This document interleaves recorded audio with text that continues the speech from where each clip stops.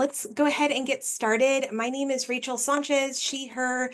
I'm the Associate Director for New Student and Family Programs here at the beach. We are very excited, like I said, to have everyone here. Just a very quick overview of our department. We oversee student orientation, advising, and registration. If you're a newly admitted student, you know us as SOORE. We also oversee parent and family orientation. Hopefully everyone can join us this summer. And then during the school year, we went programs through something called First Year Beach Connections, which is just a way for students to get connected to each other. And today we are going to be talking with financial aid. We are very excited to have everyone here with us today. Today we're going to be talking about applying for financial aid, how you receive your financial aid, and staying eligible and all that kind of stuff. So on all the types of aids, and then really we're going to focus on getting everyone's questions answered. So their prepared presentation is fairly high level, and that way will allow predominantly most of the conversation to answer your specific questions. I do have some asks of everyone today, and that is to really make sure that you're using the Q&A box. You're going to see that Q&A icon at the bottom of the screen, making sure that you're answering those questions. And then please, please, please do not put your questions in the chat. So the chat looks like a little speech bubble. The Q&A looks like a literal Q&A, just like noted here. Make sure that you are not putting your questions in the chat. That part's really important because we may not catch them. And so you want to make sure that all your questions are going into the Q&A box. Also, please try to stay on topic. I know a lot of folks have lots of questions about maybe housing or study abroad, which are fantastic, but this session specifically is going to focus on financial aid. And then next, please don't share any personal or financial information in the Q&A. It's really important that you keep your questions, you can ask about your specific situation, but not using identifying specific financial info. And then last but not least, feel free to turn on the closed captioning on your own screen there. It looks like a little CC, and you should be able to do that. All right. Oops, just kidding. I'm going to go ahead and turn it over to the financial aid team to introduce themselves and get started. Good afternoon, everybody, and thank you for joining us today. My name is Nicholas Novello, and I'm the Director of Financial Aid here at California State University, Long Beach. And we have a couple of team members, 3 team members with me to help to answer all of your questions. If you'd advance the slide, please. So we have on the line with us today one of my associate directors, Riley Cooper. Riley, I don't know if you want to say hello. Hello, everyone. We also have Alejandra Alba Aguilar, one of our financial aid counselors. You say hi, Alejandra. Alejandra might have a technical difficulty, but she's here. And then Jeannie Quintanilla is here as well, one of our financial aid counselors. Hi, Jeannie. Hello, everyone. All right. So we're going to talk, I'm going to talk for probably about 10 or 15 minutes. Maybe I'll go a little bit shorter so that we can get to as many questions as possible.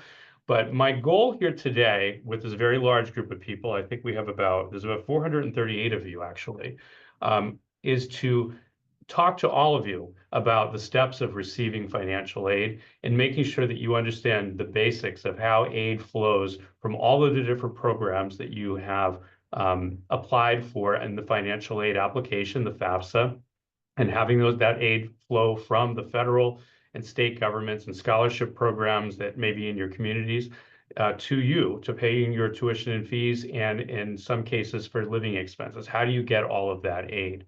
And one thing about financial aid that I find that is widely misunderstood out there is a lot of people feel that the process is very, very complex. And while it has its complexities, it's actually quite simple if you do exactly 3 things each and every year that you want to get financial aid.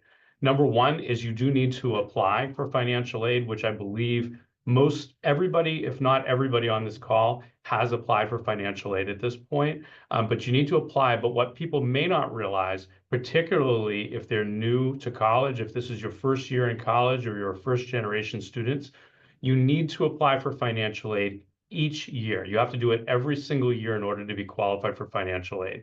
So you would need to file the FAFSA each year. So you've already done it ahead of your first year, and you'll need to do it again in the fall after October 1st for your second year and third year and so on. And if you go on to graduate school, the same thing. Every year you want to have financial aid, you do need to apply. In most cases, submitting the FAFSA is generally all you need to do to get your financial aid package. However, sometimes the federal government, which regulates the financial aid application and package, will require the university to request additional paperwork and information. They don't do this to a very high percentage of students, but it does happen. And if we're needing any additional information for you, we've put it for you to see what you need to do on your to-do list. So when you log into the student portal, one of the items that's very prominent that you see is a to-do list. And if you see items on your to-do list from any area, whether it be financial aid, housing, the registrar, your academic department, that is a call to action. It's something that as a student you definitely want to pay attention to and do and take care of that as soon as possible. And if you have items on your to-do list, if you click them, there'll be a description that should give you a specific task that you need to do. In the financial aid office, we've worked to make sure that we put direct links to whatever forms that you need to fill out or whatever information you need to gather. So it is really important that you complete those to-do list items promptly. So if you're joining us, if there are any students on the line, I know there's some parents as well. If there are items on your to-do list, you should really be in the habit of making sure you log into your portal and looking at your to-do list at the very least weekly while you're a student to make sure that you're staying ahead and being proactive with things that you're required to do. And if there are items on your to-do list for financial aid and you turn those in and you complete them, we go ahead and use that information to finalize your package so that you can actually receive your financial aid. Step 3 to the process would be to ask questions or reach out if you need anything. If you're having problems with filing the FAFSA, or something isn't working out, or you're having problems putting together the paperwork for the to-do list, or you don't understand something, or something in your family situation has changed, ask. We're here to help you. And I can promise every single one of you that if you follow these steps, if you apply, if you promptly complete items that we ask of you, and ask us or come to us for help with any question, you can't go wrong. We'll find your path to maximizing the amount of aid that you will qualify to receive. Next slide, please. All right, so the vast majority of the folks on this call have applied for financial aid, have received their financial aid package. You see all of the different items that you may qualify. So what's next? What do you got to do next? So we'll talk a little bit about disbursement. So what disbursement means is that's the date that the money is sent from all the federal and state government entities that control that money to the university. So that's the day that the money is transferred. If you have a Pell Grant, for instance, that the money is transferred from the federal government in Washington to the university. That's going to occur after August 15th. Big question I get every single year is, why August 15th? It's actually my birthday, so it has nothing to do with my birthday. But August 15th is a specific day because it is 10 days before classes begin, which is the very earliest the federal government will allow the money to be transferred to the school. It's not an arbitrary date. A lot of people wish it was earlier, but we actually have a policy where we will do it at the very earliest, the earliest that we can possibly do that, which is about 10 days before classes begin. And so we do start a disbursement process August 15th, and that is when money comes into the university. And then what it does is it pays any outstanding tuition and fees on your student account.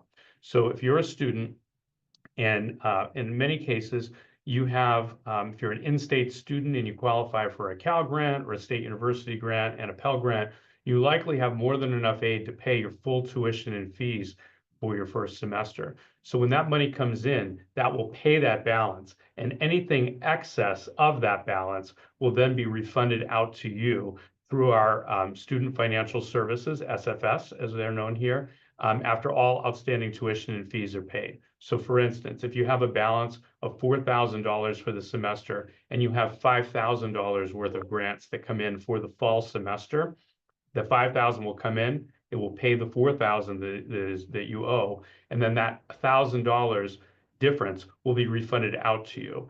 I believe everybody's received information about this, and it'll be pushed at you at SOORE as well, but you do want to make sure you sign up for a direct deposit so that you can receive those funds much more quickly. What will happen is that those funds will deposit into your account, and that happens within a couple of weeks of the money coming into the university.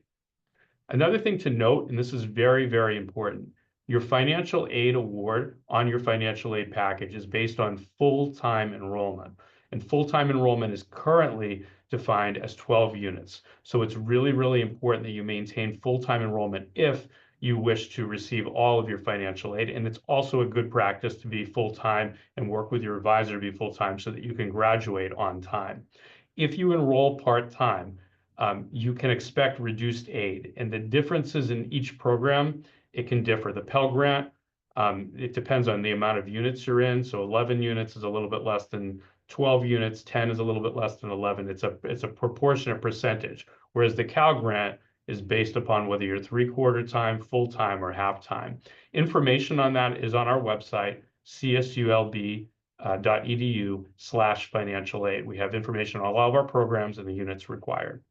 Next slide, please.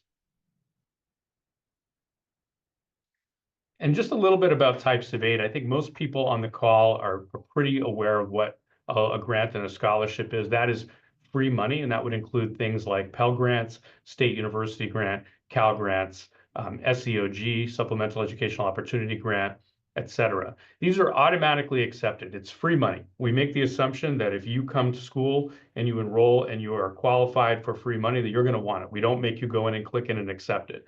So if you have a package that has these grants in it and you're wondering what you have to do to receive them, you just need to be registered in your classes, and we recommend you're full-time registered so you get the full amount of those. You don't need to do anything to accept those items. Federal work study is often on many students that qualify their package as well. That must be accepted to receive that money.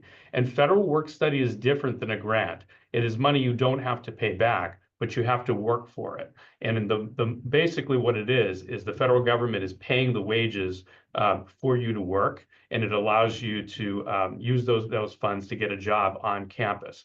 And so you need to accept your award if you would like to get federal work study, and then you would need to go on the Career Center website to search for federal work study jobs. And if you go on to csulb.edu and you do in the search, you click for career or Career Center, you'll find that particular page, and then you can search for on-campus jobs. And if you have a work study award, because your wages are paid by the federal government, you become a very attractive candidate to those particular jobs. If you don't have a federal work study award and you are interested in working on campus, you should also apply via the Career Center. We actually have more students working on campus that are not on federal work study than are on federal work study. So definitely don't let the lack of a federal work study award, if you didn't qualify, discourage you from getting a job. Anybody who's a student who's eligible who can work in the hours and gets through the interview can go ahead and work on campus. Lastly, before we go to the questions, I'm coming to the end of my 15 minutes here, student loans. Loans, as the name suggests, must be repaid. They are optional.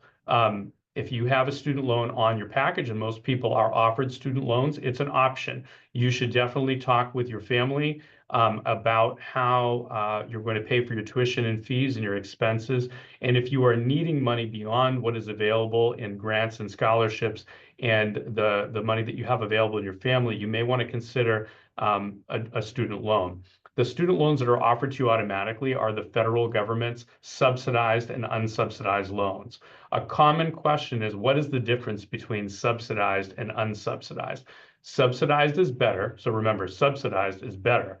And that is because the government will pay the interest on that loan. It is interest-free during the entire time you're in school. So if you take out a $1,000 subsidized loan on day one of your first year of your first freshman year, and you graduate 4 years later, if you were to pay that $1,000 off 4 years later, you could pay it off for $1,000. It would not have gained any interest during that time.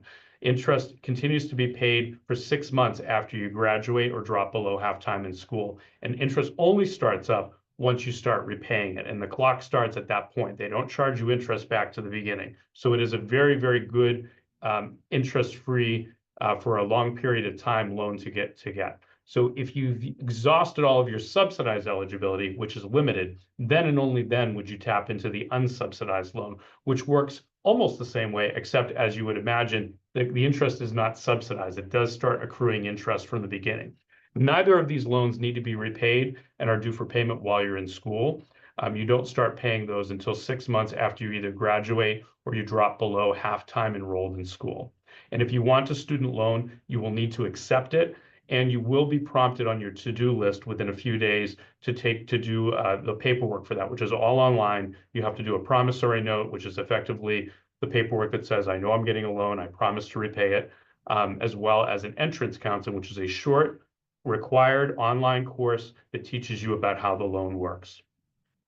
So with that, I think we'll start the Q&A. I know that we've been answering many questions. We've answered about 6 or 7 dozen questions already.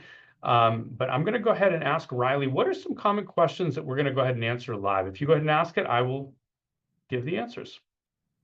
Thank you, Nicholas. One question that we have very frequently already is, how can I appeal for more financial aid, and what does that process look like? Absolutely. So for appealing for financial aid, let's talk a little bit about what an appeal is and why you would do that. So when you file for financial aid, when you apply for financial aid, you provide information on the financial aid application to the government about your household size, your family situation, your income, your assets. They look at your taxes if you're a tax filer. And a lot of that information comes from a couple of years ago. Generally, the most common reason folks appeal is if their situation, their financial situation is different from what is reflected on the FAFSA. So a good example of this, if you filed your FAFSA and we'll say both your parents were working 2 years ago on the tax year that was used for the FAFSA, but maybe one of the parents is no longer working. So the income is much, much different now. So you feel that your financial aid package isn't reflective of that, because it isn't. It's reflective of the 2-parent. That is definitely a reason you'd want to submit an appeal. And the way that appeals work is this. The federal government utilizes the FAFSA to determine your need and qualifications for federal aid, and the state uses the same information and mirrors that through the FAFSA.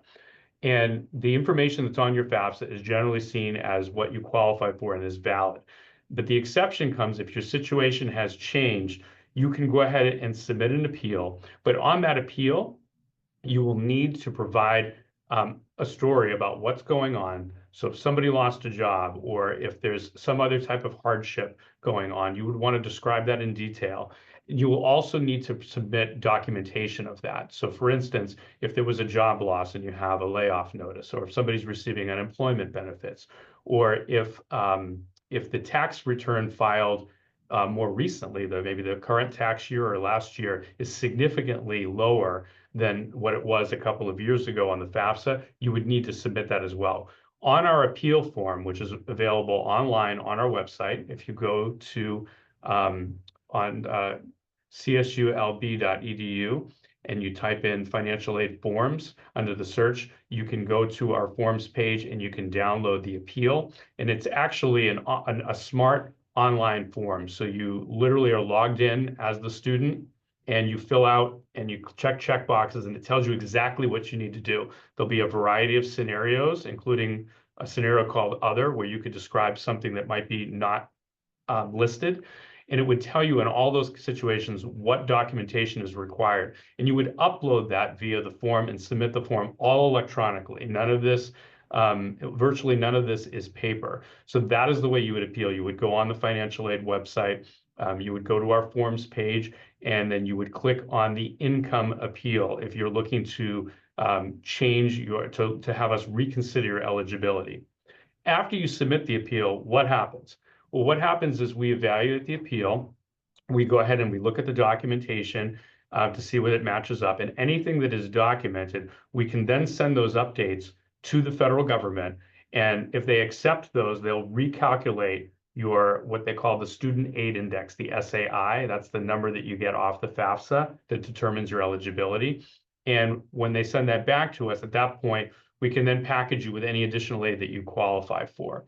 And if you have questions about appeals, or if you want to talk to somebody before you appeal, if you're not really sure if your situation would be worth appealing, we definitely recommend that you speak with our staff about that. And on our website, csulb.edu/financial aid, and contact us. You can definitely reach out to schedule an appointment. You can submit an electronic ticket if you have a question you want to answer. We answer those usually within a couple of business days. Or if you're on campus, you can come on into our office during regular business hour, university business hours. We do take walk-ins. Riley, what do we got next? We have a lot of questions about federal work study. Mostly, where do I see if I was approved for federal work study? And then also, how do I apply for a federal work study job? Sure. So if you qualify for federal work study, it will be noted on your financial aid package. So if you log into your portal as a student and you sign on, and you click to the finance area and click to view your financial aid package, you will know if you have a work study award if you see federal work study as a line item on your financial aid package. If you see that line item on there, you'll have the option of accepting that amount. And if you are interested in federal work study, you should definitely click accept. Even if you're not sure if you're going to get a job or if you want a job, you should still accept it if you're interested. Accepting a federal work study job does not commit you to anything at all. If you don't end up finding a job, or you decide you don't want a job, you're not committed. You don't have to do anything. You won't receive any of that funding, but it does not commit you to anything. So if you're a student or you're a parent hearing this and you're considering utilizing the federal work study program and you have that on your package, definitely click accept for that if you're even remotely interested. To find a federal work study job, you would want to go on to the University Career Center webpage. And if the best way to find that would be to go on CSULB.edu, and in the search bar, click or type Career Center, and that will link you to our Career Center website. And then under search for jobs, you can search for on-campus and federal work study jobs. One of the things I will tell you, we have a lot of conversations by people who didn't qualify for federal work study, but are interested in receiving it. I'll give you a little pro tip. Whether you have a federal work study job or you don't, if you get an on-campus job, you're paid exactly the same. What a federal work study award does is the money for paying you for that job is coming from the U.S. Department of Education. That's the only difference. So there's a lot more demand for jobs on campus than the federal government gives the campus money for. So federal work study is extremely limited to the most needy students with the highest level of need on their FAFSA. And it runs out after that point. But that should not stop you from getting a job. It does not matter your income if you want to apply to be a normal student assistant job. And again, I mentioned earlier that there are more students working under student assistant jobs that are making the same amount of money as students who are getting specific federal work study jobs. So the steps would be to check if you have a federal work study award. If you do, great, go on to the Career Center and apply for federal work study jobs. And even if you don't, but you're interested in working, you would apply for jobs as well. But just make sure that you apply only for those that don't require a federal work study award. If they require a federal work study award, you won't be considered generally if you don't have a federal work study award. What do we got next, Riley? We have the middle class scholarship question. Some students have seen this on their other awards, and they're wondering when they will expect to see middle class scholarship on their financial aid award. Sure. So we'll explain what the middle class scholarship is first. The middle class scholarship is a state program for in-state students that is applicable at the University of California and the California State University system campuses. The way that the award works is the state government makes the determination through the California Student Aid Commission. And the way that they do that is every school submits all students' financial aid packages up to the state, And then the state does a very complex calculation to determine how much additional need based on the calculation, which takes into account a student's SAI, how much grant funding they have, the total cost of attendance. So whether you're living on campus or off campus, or you're living with your parents, as well as any outside scholarships you have. And then they cover a percentage of what's left over. The percentage of what's left over is not determined by the state of California yet. Unfortunately, the process does rely on the state budget process and is controlled through the state legislature. What all that means is that the state budget is still being worked on, and they will not know how much they're going to fund for this program until that state budget is passed. Looking at the past couple of years, the way the timing has worked, the state usually finalizes their budget and makes decisions on this sometime in June and July. And then what they do is they collect all the information from the schools to see how far the money can go. And that's how they determine the percentage. And then they get the awards out to schools. So that generally happens in the month of August. And students on our campus would receive disbursements for that, usually in September. A lot of people say, well, why is the delay? Why does it take until December to actually get this award? And part of the problem is the fact that the award is totally unknown at this point. You may have seen on other schools' financial aid packages an estimate based upon what the state has done in previous years. However, we did not do that because we're hearing that the state ran out of money last year, that the state budget is very much in question, and the worst thing we want to do is overpromise and underdeliver. So we chose, based on the information that the state has given us, that we cannot rely on what the state has given for everybody's situation in the past, and we don't want to put out any sort of promises of the amount. So we're going to go on an accurate basis when that information is available. So the middle class scholarship, anybody who's eligible for it will automatically receive it. There's nothing you need to do. In the latter part of the summer, we will be submitting out, when requested from the state, all of your financial aid packages, and they will send us the amount that you're eligible for. That will then be listed on your financial aid package towards the end of the summer. This will be after the first day of school. You'll see those start to pop onto there. And then the disbursement of that will happen after add drop is over. And the reason for that is during add drop period, students are adding units and they're dropping units because they're figuring out their schedule. And the middle class scholarship is based on full-time enrollment. And what ends up happening is that if a school were to disperse this money beforehand, before add drop is over, a school the size of ours, thousands of students can end up owing money back. And I don't know about you, but if you go into school and you get a check for a couple $1,000s and you expect that you can keep that, and then the state tells you, well, actually, we're going to take $200 back because you're in 11 units instead of 12 units. That can be a really, really tough situation if you've already spent the money.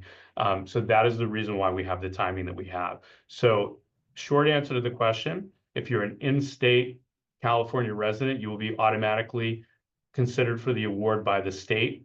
The awards will go on to packages towards the end of the summer, and they will disperse after the add drop period is over, which is usually a couple of weeks after school begins, and it does take some processing. We have about 25,000 awards to get out, and we need to do that accurately because it is quite a bit of money. So it does take a little bit of time.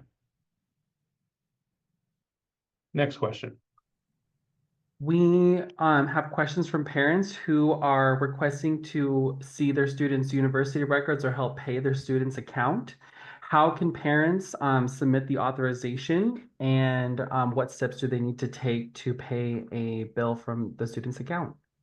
Sure. So we'll talk about the bill first. So for students who have a balance, or the family wishing to pay some or all of that balance, if you're with a student, you can pay it online by going onto the student portal and clicking finances, and you can actually make payments that way or set up the payment plan.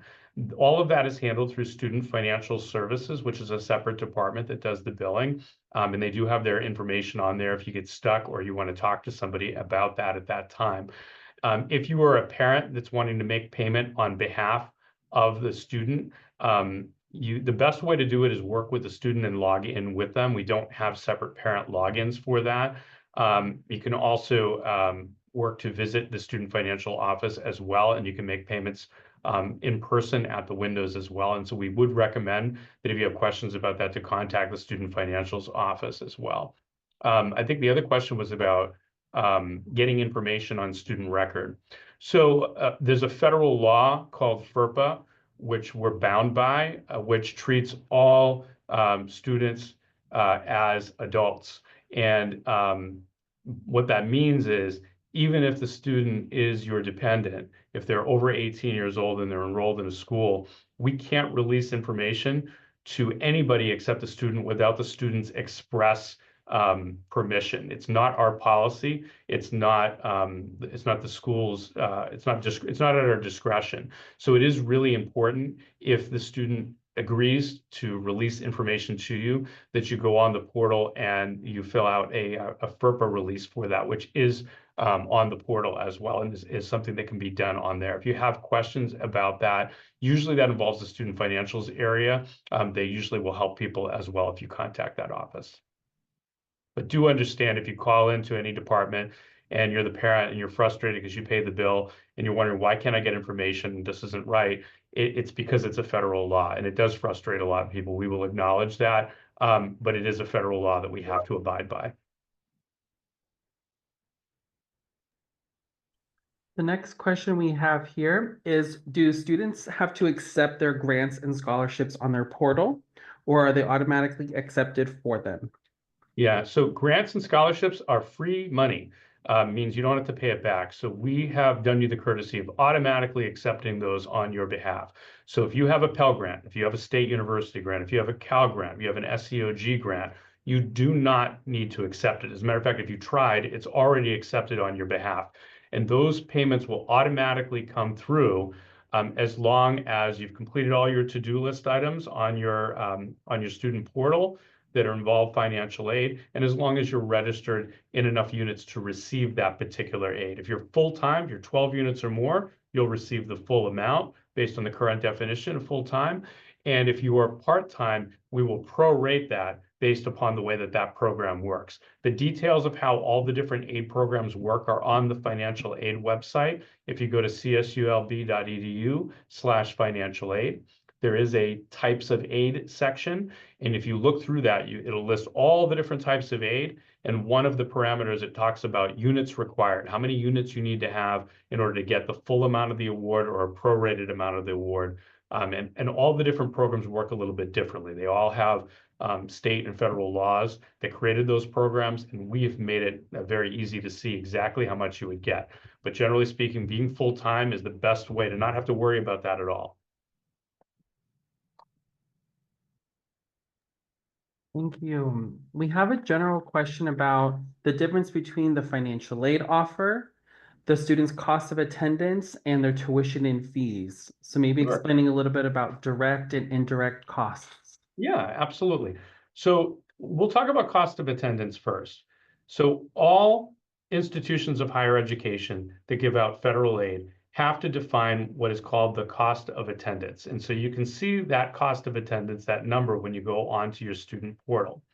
And so what the cost of attendance seeks to do is it creates a general idea for people to understand, how much could this potentially cost for me to go to school? Not just the tuition and fees, not just those items that you're going to charge me directly, but the transportation to go back and forth from home if I live at home or if I have a car, personal expenses, books, supplies, materials, food, things like that. And that amount of the cost of attendance, it's not the typical amount of every student. It's not the average amount. It's actually a number that includes 99% of your situations. So in most cases, the cost of attendance, particularly for the living expenses, is much higher than what the average student would pay. But the reason we set it to include 99% of student scenarios is that if a student, in many cases, it's usually about loans. If they need to borrow a larger loan, or if the parent is doing a parent loan, or if you're doing a private loan, or if a student has a lot of different scholarships that they've applied to in their local community to apply on top of their financial aid package, it allows there to be room in their financial aid for them to receive that money. What do I mean by that? Think of the cost of attendance as a container.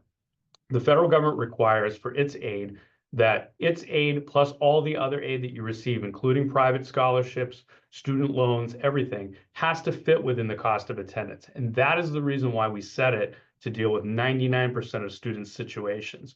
And the cost of attendance has two components to it: direct costs and indirect costs. Direct costs are those items that we charge you for directly. So that would be very obviously tuition and fees.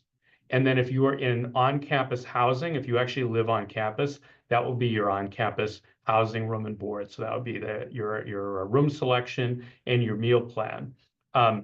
The other costs, indirect costs, are things we don't charge you for, but you have to pay for anyway. If you're commuting from home, you're going to need to transportation to and from school.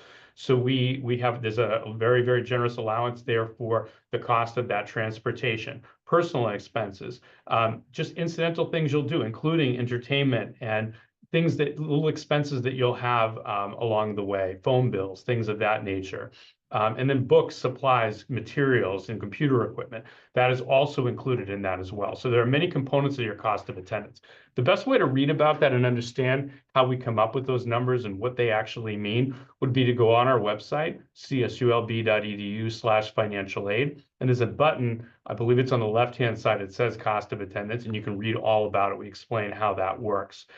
So the cost of attendance is the container that your aid has to fit in. Your aid package itself is how much aid you're receiving from the university. And again, the aid that we offer is, as a state institution, is coming from the federal and state government in most cases. So that would be all of the federal and state grants that you may qualify for, as well as student loans and federal work study. And then if you bring in any additional scholarships, if you got scholarships at your high school night, and those get reported to the campus, we also add those into there as well. And for the vast majority of students, the cost of attendance has plenty of room to fit all of those items in it. And then tuition and fees is just the direct cost component of the cost of attendance. So for an in-state student, I believe our yearly tuition and fees is around, I think it's a little bit under $8,500 for an in-state student. But the cost of attendance for a student who's living with their parents is in the high 20,000 range. So there's a huge difference in that. And that takes into account all of the indirect costs that you may have. Many of our local students don't nearly have that much expenses for them personally, but the allowance is there because we don't know your situation. And so it allows you to have room for that. The cost of attendance also factors into the middle class scholarship calculations. So that's really important for the middle class scholarship. So students with a higher cost of attendance who are, for instance, living off campus in an apartment, which is going to be decidedly more expensive than if you're local and you live with your parents, that's taken into account in that calculation. Great, thank you. And then just to add to that, is the cost of attendance in their financial aid award per semester, or is it for the academic year? And how can students see the breakdown between each semester? Sure. So the overall cost of attendance, the big number, is for the entire year. And I believe we break it down. If you log into your portal, you can go ahead and see that there. And I would advise students, if they have specific questions about that, and it really gets into the weeds and they really want to learn a lot more about that, definitely come see us, contact us, and we can talk with you a little bit about that. But again, the cost of attendance, just because the overall cost of attendance is $27,000, if that's your situation, that's not what we're going to charge you. That's just taking into account anything you could potentially have as expenses, and it allows room for your financial aid package. If you were to apply for outside scholarships or take out additional loans, it allows room for you to put those items in there. Excellent. Let's say I submit my aid application. What are the next steps? And what happens if I have something in my to-do list to submit to the financial aid office? Yeah, so most people are at this point already where they've submitted their application and they've received a financial aid package. So what would happen is, say, for instance, you were to submit a FAFSA today. What would happen is we would receive it on our campus about a week to a week and a half later, depending upon the day of the week that you turned it into the federal government. They electronically send that to us. And then we would go ahead it and look at it electronically. If you are required to do any documents, we would put those on your to-do list, and then you would need to complete those in order to move forward. That's a rarer situation. Most students, that is not the case. Most students can go right into packaging, and we would send you an email to your campus email address stating that you have a financial aid package. Please log in to review that. And you can review it. If you have grants, you don't have to accept them, but if you have federal work study you're interested in or loans, you would have to go ahead and accept those. If you are owing documents on your to-do list, it's important that you click on those documents on the to-do list to understand what it is you need to do. Most of the requirements are all electronic, so it will take you to an electronic form that you would just fill out and electronically sign in most cases. There are some exceptions to that. And then we would go ahead and process those. We have a priority document deadline date of June the 13th, and I believe that we advertise that pretty widely. What does that document deadline mean? What that means and what that allows us to do is it allows those students that are turning in documents to give us enough lead time to get your financial aid package as soon as possible, given that classes will begin in August. We have, think about a couple thousand of our 40,000 students, so it's a pretty small percentage, although it is a large number, that have to turn in documents. So it's quite a bit of work to process all those. It is done on a first come, first served basis. So if you're on this call now and you have items in your to-do list, the human nature of it is going to be a lot of people are going to wait until the document deadline. That's going to motivate them, and they're going to send us tons of documents around June the 13th. If you get yours in earlier than that, we're going to work it first because we work them in the order that they're received. So it's important that you turn them in as soon as possible, and then we work to get those done. It usually, during the most peak time, it can take 4 or 5 weeks if we have quite a bit, and that's like people who are turning it in right at the document deadline. But if you're earlier, it's been a lot earlier than that. So we definitely want we definitely ask that you turn things in as quick as possible so that you can get a package on that. And if you are having trouble, if you're stuck, earlier rather than later to reach out for help. Definitely get in contact with our office. There are multiple ways to contact us depending upon the question. You may choose to submit an electronic ticket, which is the most efficient way. You don't have to wait on hold. You don't have to call us on the phone. But if it's more detailed and you want to come in and talk with somebody or schedule a virtual meeting, which we do virtual and in-person meetings, you can do that. And if you happen to be on campus during our business hours, you can go ahead and drop into our office, which is best to do that. Usually between 9 and 4 is the best time to come in because it gives you a lot of time to work with us on that. Excellent, thank you. Can you briefly explain Parent Plus loans or private loan options for those who would like to borrow additional funding to cover costs like housing or other miscellaneous expenses? Sure. This is an excellent question. So when we talked about the cost of attendance a little bit earlier, we talked about the cost of attendance as the container to which your aid fits in. And as a state university, we have access to the general federal and state grant funds.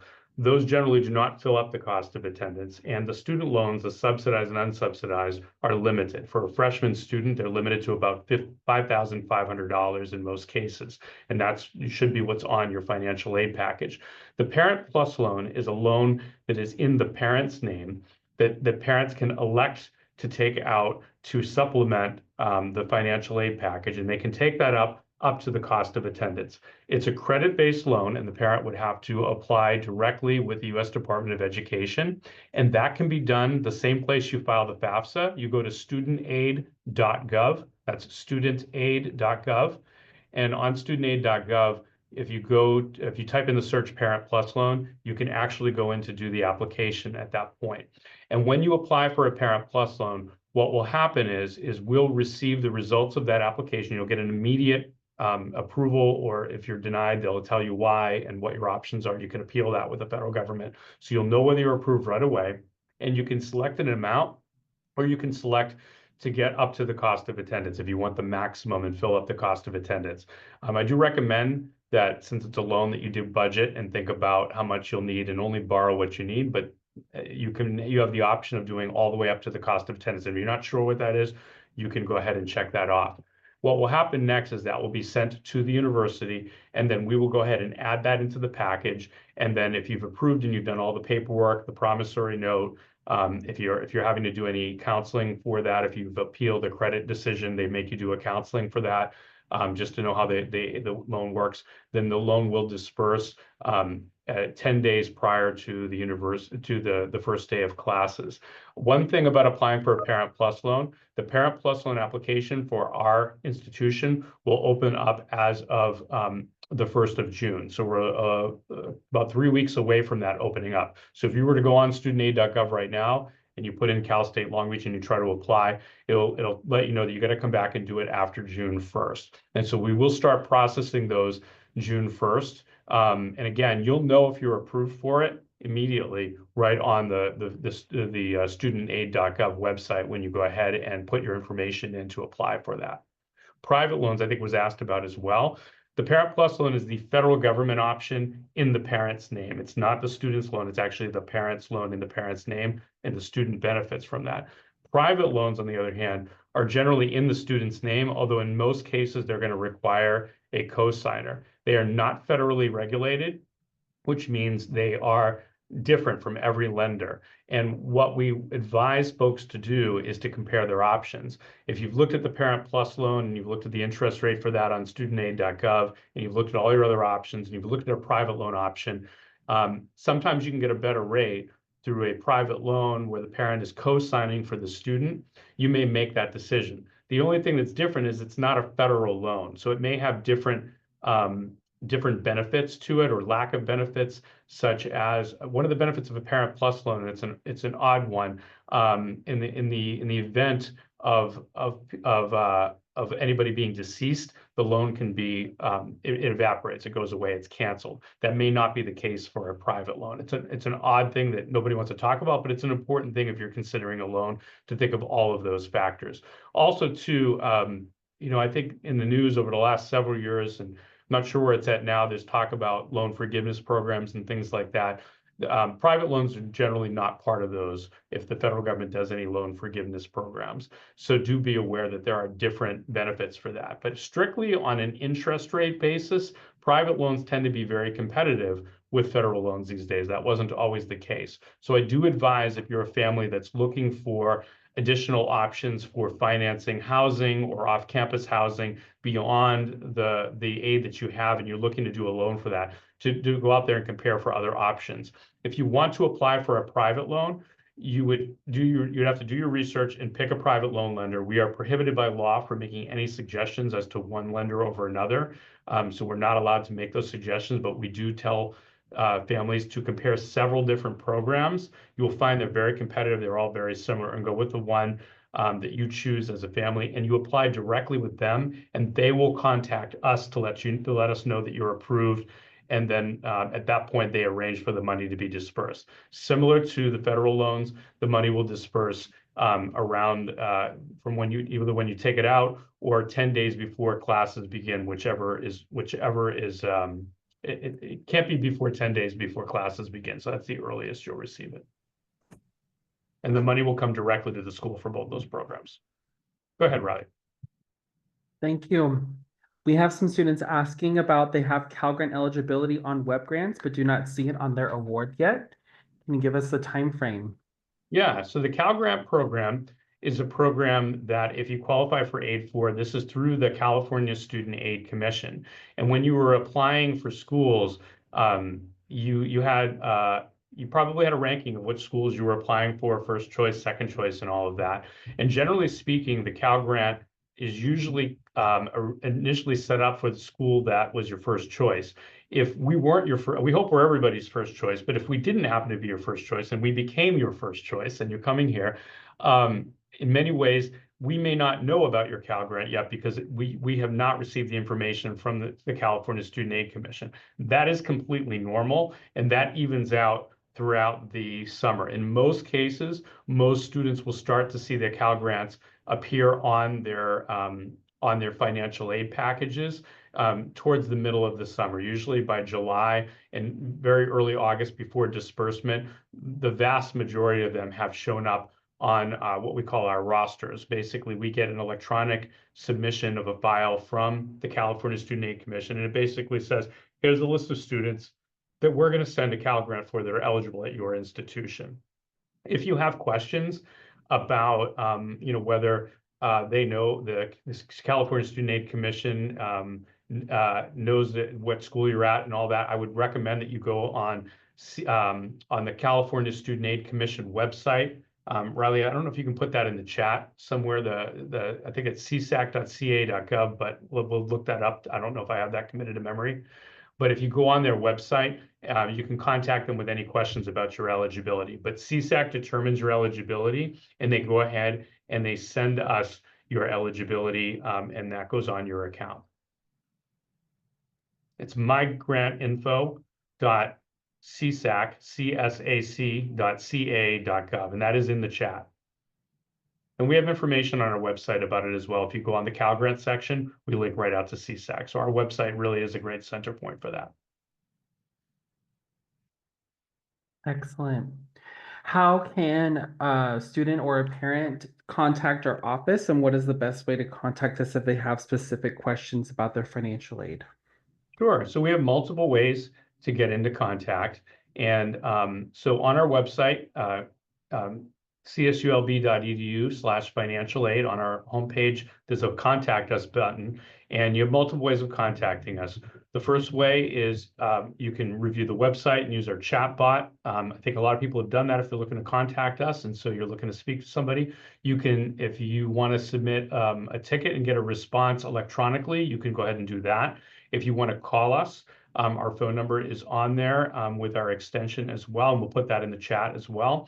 If you call us, a lot of people want to talk to us around the first day of school. We're a school of 40,000 individuals, and even people who don't need to contact us will call us just to make sure. So our phone lines go pretty wild around the first day of school. So I would recommend, if you have questions, to ask, and you really want to speak to somebody by phone, to ask earlier. Or a pro tip with that is don't call around lunchtime. We're very, very busy from 11 to 2, and we have the longest wait times during that time. Call first thing in the morning, maybe around 8:30, 9 o'clock is a good time, or the latter part of the day, after 2:30, 3 o'clock. Things tend to lighten up a lot at that time if you want to be strategic with that.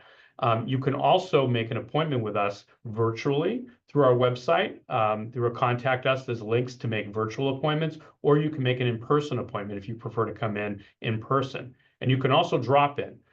We have office hours. Our windows are open during regular business hours from 9 to 5 on the first floor of Brotman Hall. So that's the administration building with the palm trees and the courtyard in the middle. If you don't know the building, you will certainly visit at some point early on when you come onto campus. But on Brotman Hall on the first floor, we have windows there for financial aid, and you can talk to somebody there. And if you have a deeper, higher level question, we do have counselors available as well, and you can be referred to speak with a counselor. We do ask that you check in at the window so that we can help you out and get you the information. You can drop in for that as well. Again, we get very busy the first day of school because naturally a lot of people want to talk with us, but it dies down pretty quickly after that. And when you come on campus for SOORE as well, we are going to have tables set up along the Friendship Walk. I think that's where we're going to have it this year. It's not Friendship Walk? Rachel's shaking her head. It's a different location, so forget what I said. It'll actually be right here in Brotman Hall at Maxim Plaza this year. So you'll be able to visit them there. Wonderful. So we will have folks out at tables. You'll actually see me out there as well. I'm going to be working a few of them as well, and we'll be answering questions. So you can see us there as well. And if we need to talk with you any deeper, we can go ahead and set up an appointment or get you with a counselor as well. So we're going to have a lot of opportunities in person, virtually, via tickets, electronic means, as well as phone. Excellent. We are also receiving questions about scholarships in general. Do we offer merit scholarships? And then what is the general process for applying for scholarships? And do we have external scholarships available? Yeah, absolutely. So scholarships. So yes, we do have scholarships available. We have a portfolio of upwards of, I believe it's about 700 scholarships, and it's a total of about $14 million that are only available to our students here on our campus. And where does our scholarship money come from? Most of our scholarship money comes from alumni donors in the community that give money back to very specific causes. So we have alumni from the computer science department that may have wanted to share their success with students and have donated to a fund to give computer science students pursuing a specific AI field or whatever it may be, a scholarship. And that applies to all the different majors, the humanities, engineering, nursing, you name it. And so there are many programs. There's about 700 of them. So when students hear that, they say, boy, that's great, but how am I going to sort through that? When am I going to have time to apply for sort through 700 scholarships to find out which ones I apply for? Well, we have a tool for that. So we have what's called the Beach Scholarships application. It opens up every semester, and it's to apply for scholarships for the following semester. And so most of our scholarships are for continuing students. So they're for students either in their second semester and beyond. And so the Beach Scholarships application is available on our website, csulb.edu/financial aid. When you go on the homepage, you will see scholarships. You click on it. And the Beach Scholarships application is a smart application. So you have to log into it with your single sign-on ID, your student ID login, same way you log in to the normal portal. And it knows, our system knows who you are. It knows what major, what GPA, a lot of different information about you, and it filters out the scholarship opportunities just that you qualify for. So if you're a nursing student, it's not going to show you scholarships that are open only to computer science students. So that application opens up right around when school begins in late August, and it's open until the early part of September. So you definitely want to apply for that at that time, and every semester thereafter that. It opens up between, I believe, January and March for the fall, and in August and early September for the spring. And that happens every year that you're here. So you're going to want to apply every single semester for that. And it's very easy. Most scholarships, many of them, you literally just need to go ahead and submit the application. It does ask you for a little bit of information. And some scholarships will require an essay or a piece of writing or something that you need to upload. If a scholarship that you're interested in requires that, you will be told that on the Beach Scholarships application, and you'll have the opportunity to go ahead and upload that. And a pro tip with that is a lot of essays and things that you've written for college applications and other scholarships, many of those can be adapted to other scholarships. The prompts are very similar. So I tell students, the more scholarships you apply for, the easier it becomes. So definitely be strategic and recycle your work, but don't let AI do it. Make sure that if you don't write essays with AI, just make sure that it's your own words. It gives you a really a good chance. We want to get to know you in these particular scholarship processes. I think another question was about external scholarships as well. So external scholarships are external. So if you apply for scholarships with your high school and in your high school award night, which may have happened or is coming up soon, and you receive a scholarship or two, they're going to ask what school you're going to. They're going to go ahead and send the check or get in contact with us. That's how those will come in. Additionally, if you apply online with scholarships outside of the university and you get selected for those, and the more you apply for, the more likely you will, those scholarships will come in and be coordinated with our institution. The scholarships are different. Every single scholarship has its own donor and process, but if you get one, they'll be in contact with you about what they're going to need. They're going to want to know what school you're going to. They may want to know the address of where to send the check, or they may just contact us directly. They're all a little bit different. And so it would be really important, if you do get an external scholarship, be in good contact with that organization to make sure that they don't need anything from you. All right.